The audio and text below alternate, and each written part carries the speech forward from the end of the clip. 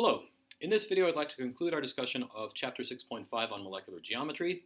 In the previous video, we learned how to use VSEPR, or valence shell electron pair repulsion theory, to predict the three-dimensional geometry of a molecule. And you may be asking the question now, why is that important? Why does it matter?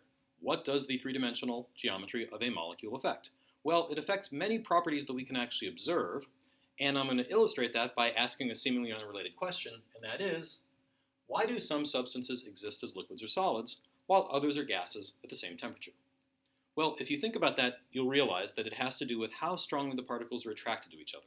If the particles are not very strongly attracted to each other, they will fly off and exist as gases, but if there is strong attraction between the particles, they will exist in the condensed phase like a liquid or solid. So the answer to the question is intermolecular attractive forces, which if you want, you can abbreviate as IMAFs, I-M-A-F-S. So, today we're going to learn about what types of attractive forces exist between molecules, how to predict which type of force is present in a given molecule, and how to compare the relative strengths of different forces. Now keep in mind we're talking about attractive forces between intact molecules, not bonds within the molecules. So let's begin by comparing the boiling points of two molecules. One of them has the formula BRF. There's its Lewis structure, and it has a boiling point of negative 20 degrees Celsius. The other is F2. There's its Lewis structure, and it has a boiling point of negative 188 degrees Celsius. These two molecules are very similar in that they each consist of diatomic molecules in which the two atoms are halogens, bromine and fluorine. What does the boiling point of a liquid refer to? Well, the boiling point is the temperature at which the liquid spontaneously becomes a gas. What does the boiling point actually measure? Well, if you think about what happens when you boil a liquid, you start adding energy into it until finally the particles start moving so quickly they overcome whatever attractive forces are holding them together, and they move from the liquid phase to the gas phase. So the boiling point must be measuring the amount of energy needed to overcome the attractive forces between the molecules, separate them completely, and turn the liquid into gas. Which of these has the higher boiling point? Clearly BRF. Don't be fooled by the fact that the temperatures are negative. Negative 20 degrees Celsius is a much higher temperature than negative 188 degrees Celsius. Since BRF has a higher boiling point than F2, we can conclude that the attractive forces between the BRF molecules are stronger than those between the F2 molecules. So, why is that the case? Why do they attract each other more strongly? Well, let's go back and look at the two Lewis structures. They are both diatomic molecules with a single covalent bond between the two atoms, but in the first, BRF, we have a difference in electronegativity values that is pretty substantial. Fluorine is substantially more electronegative than bromine, therefore it has a large partial negative charge. Bromine, being less electronegative than fluorine, has a fairly large partial positive charge. In F2, the atoms are identical, therefore there is no electronegativity difference. BRF is a polar covalent bond, F2 is a nonpolar covalent bond. In polar molecules like BRF, dipole-dipole forces are the major intermolecular attractive forces present. BRF molecules have a permanent slight negative charge at the fluorine end and a permanent slight positive charge at the bromine end. The negatively charged fluorine ends of a molecule will be strongly attracted by electrostatic attractive forces to the partially positively charged bromine ends of the other molecules. So in any given instance, you can imagine something like this. If you look very carefully, you'll see that the fluorine ends with a partial negative charge are attracted to the bromine ends of other molecules, and vice versa. So these permanent electrostatic attractive forces between polar molecules are called dipole-dipole forces. In nonpolar molecules, like F2, there is no dipole. Neither end of the bond has a positive or negative charge, so there are no dipole-dipole forces. But F2 does exist in the liquid phase, so there must be some attractive forces between them. What could that be? Well, these two diagrams represent the electron clouds of two adjacent fluorine molecules. The dots represent the nuclei, and the ovals represent the electron cloud. And at any given instant, I can imagine that the electron distribution is fairly uniform across the molecule. But due to the fact that we've got 14 valence electrons that are constantly fluctuating, constantly in motion, it's at least conceivably possible that there may be a temporary buildup of negative charge at one end of the molecule, giving me a temporary slight negative charge here and a temporary slight positive charge here. What will that temporary slight positive charge on the molecule on the left do? Well, it will attract the electron density of the molecule adjacent to it and induce a temporary imbalance of charge in the molecule on the right. And as a result, there will be a very weak electrostatic attraction between the adjacent molecules. Okay? But again, because this is not a permanent dipole, but due to temporary fluctuations of electron density, in the next nanosecond, it's gone, and you're back to nonpolar molecules. These types of intermolecular attractive forces are called London dispersion forces, or LDFs. They are weak intermolecular attractive forces caused by temporary fluctuating dipoles. They are generally weaker than dipole-dipole forces when you're comparing molecules of the same size, and they are present in nonpolar molecules and noble gases. Here's a diagram of London dispersion forces between two adjacent neon atoms in liquid neon. As you can see, the atom in the lower left-hand corner, there is a temporary buildup of negative charge in the lower left-hand side, which gives a slight negative charge there and a slight positive charge here. That slight positive charge at the other side of the atom is attracting the electrons in an adjacent neon atom. That temporary separation of charge causes a weak attraction between the adjacent atoms.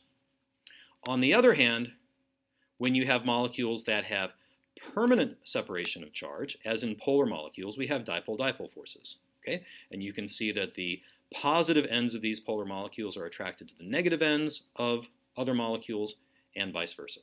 So, for nonpolar molecules, we have London dispersion forces. For polar molecules, we have dipole-dipole forces.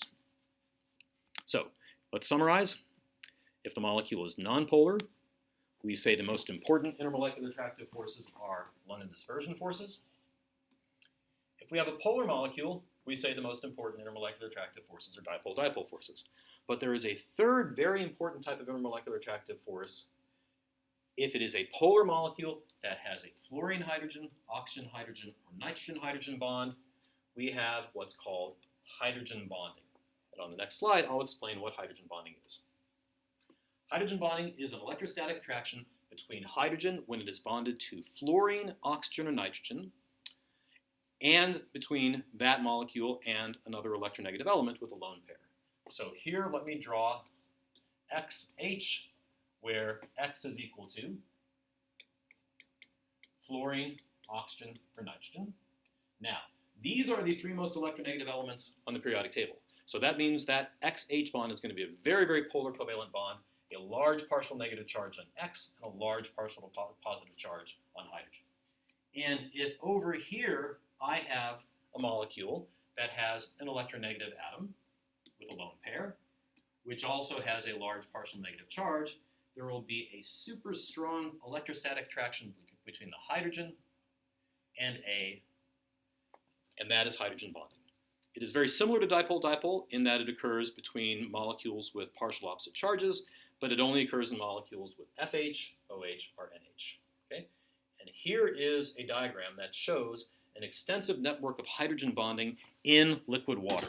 If you freeze the video and look at that for a second, you will see that there are lots and lots of attractive forces between partially positively charged hydrogen atoms and partially negatively charged oxygen atoms, and vice versa. So a large network of hydrogen bonding here. Okay?